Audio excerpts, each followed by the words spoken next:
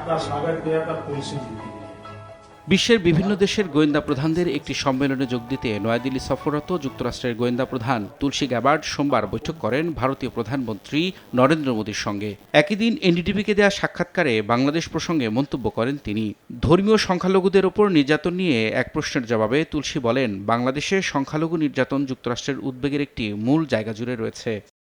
এর পরপরই তুলসী গ্যাবার্ডের মন্তব্যের প্রতিবাদ জানায় বাংলাদেশ। তার বক্তব্য উদ্দেশ্যমূলক উল্লেখ করে এক বিবৃতিতে অন্তর্বর্তী সরকার জানায়, এ ধরনের মন্তব্য বিভ্রান্তিকর এবং বাংলাদেশের ভাবমূর্তি ও সুনামের জন্য ক্ষতিকর। বাংলাদেশ ঐতিহ্যগতভাবে শান্তিপূর্ণ ও অন্তর্ভুক্তিমূলক ইসলাম চর্চার জন্য সুপরিচিত।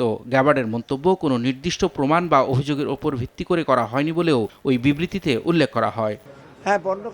মঙ্গলবার সচিবালয়ে অর্থ উপদেষ্টাকে এ নিয়ে প্রশ্ন করা হলে জবাবে তিনি বলেন, তুলসী গ্যাবার্ডের মন্তব্য বাংলাদেশ যুক্তরাষ্ট্র অর্থনৈতিক সম্পর্কে কোনো প্রভাব পড়বে না।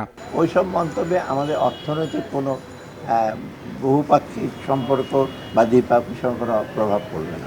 একই দিন সংখ্যালঘু নির্যাতনের বিষয়ে যুক্তরাষ্ট্রের গোয়েন্দা প্রধানের মন্তব্য সঠিক নয় উল্লেখ করে ধর্ম উপদেষ্টা আফাম খালিদ হোসেন বলেন, হিজবুত তাহরীরের বিষয়ে কঠোর অবস্থানে সরকার। পারসিকিউশন অফ মাইনরিটিস তারা বিদেশিরা যেভাবে বলছেন অথবা ফরেন মিডিয়া যেভাবে বলছেন সে মাত্রায় নয়। নিষিদ্ধ কোনো সংগঠন যাতে তৎপরতা চালাতে না পারে সরকার এই বিষয়ে সজাগ আছে। এদিকে মার্কিন স্টেট ডিপার্টমেন্টের নিয়মিত ব্রিফিংয়েও বাংলাদেশের সংখ্যালঘু নির্যাতন নিয়ে উদ্দেশ্যমূলক প্রশ্ন করেন এক ভারতীয় সাংবাদিক। তবে এ প্রসঙ্গে সরাসরি উত্তর না দিয়ে কৌশলে এড়িয়ে যান মার্কিন পররাষ্ট্র দপ্তরের মুখপাত্র।